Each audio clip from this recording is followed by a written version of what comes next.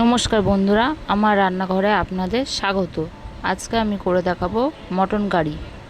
আমার চ্যানেলে আপনি যদি নতুন হন তাহলে চ্যানেলটাকে সাবস্ক্রাইব করে দেবেন, আর লাইক কমেন্ট শেয়ার করতে কিন্তু ভুলবেন না। সেই জারের মধ্যে প্রথমে পেঁয়াজ দিয়ে দিলাম, তারপর রসুন, তারপর আদা, তারপর টমেটো দিয়ে পেস্ট তৈরি করে নিলাম।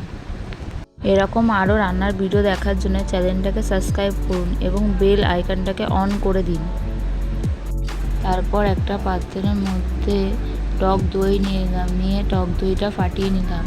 টক দইটা ফাটানোর পরে একটা পাত্রের মধ্যে যাবতীয় মশলা যেমন নুন, হলুদ, জিরে গুঁড়ো, লঙ্কার গুঁড়ো, ধনে গুঁড়ো, সানরাইজের কাশ্মীরি লঙ্কার গুঁড়ো, তারপর মটনের মধ্যে পেস্টটা দিয়ে যাবতীয় মশলা সব দিয়ে তেল দিয়ে তারপর দইটা দিয়ে দিলাম, দিয়ে ভালো করে মাটনটাকে ম্যারিনেট করে নিলাম। এই গরমে কিন্তু খাসির মাংস পাতলা ঝোলের রেসিপি কিন্তু দারুণ লাগে। তারপর ডুমো ডুমো করে আলু কেটে নিলাম। আলুগুলি কাটার পর একটা পাত্রের মধ্যে আলুগুলি দিয়ে সামান্য নুন, সামান্য হলুদ দিয়ে মাখিয়ে নিলাম। মাখিয়ে নেবার পর গ্যাস ওভেন অন করে কড়া বসিয়ে নিলাম। কড়ার মধ্যে তেল গরম করে এক এক করে আলুগুলি তেলের মধ্যে দিয়ে দিলাম, দিয়ে আলুগুলি লাল লাল করে ভেজে নিলাম। আলুগুলি লাল লাল করে ভেজে একটা পাত্রের মধ্যে তুলে নিলাম। এরকম আরও ভালো রান্নার ভিডিও দেখার জন্য চ্যানেলটাকে কিন্তু সাবস্ক্রাইব করতে ভুলবেন না। আর আপনি কি রান্নার ভিডিও দেখতে চাইছেন সেটা কমেন্ট করুন। ওই কড়ার মধ্যে তেল দিয়ে দিলাম। তেলটা গরম হওয়ার পর তার মধ্যে গোটা গরম মশলা আর তেজপাতা দিয়ে দিলাম। তেজপাতা দেবার পর কেটে রাখা পেঁয়াজ কুচি তার মধ্যে দিয়ে দিলাম, দিয়ে পেঁয়াজ কুচিটাকে ভালো করে ভাজবো। পেঁয়াজটা লাল লাল করে ভাজা হয়ে গেলে ওর মধ্যে দিয়ে দেবো মটনটা।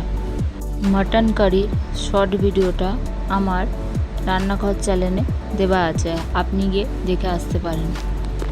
লাল লাল করে ভাজা হয়ে গেছে, এরপর ওর মধ্যে দিয়ে দেবো মটনটা। মটনটা এখন ভালো করে কষে নেব।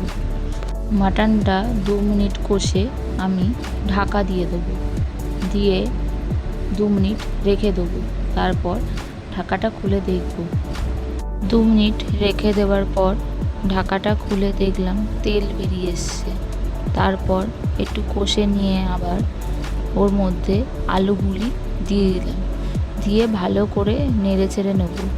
নিয়ে মটনটা প্রেসার কুকারের মধ্যে ঢেলে নেব, আর একটা পাত্রে গরম জল করে নেব। নেবার পর গরম জলটা প্রেসার কুকারের মধ্যে দিয়ে দেবো। দেবার পর ভালো করে নাড়াচাড়া করে নেব। নাড়াচাড়া করার পর দেখব যখন জলটা ফুটে এসছে, তারপর ওর মধ্যে দিয়ে দেবো গুঁড়ো গরম মশলা। গরম মশলাটা দেবার পর প্রেসার কুকারের ঢাকনাটা আটকে দেবো, দিয়ে 3-4টে সিটি দিয়ে নেব। সিটি দেওয়ার পর খুলে দেখব কেমন হয়েছে আমাদের মটন কারির রেসিপিটা। মটন কারির রেসিপিটা কিন্তু দারুণ হয়েছে। এরকম আরও রেসিপি দেখার জন্য পাশে থাকুন। ধন্যবাদ।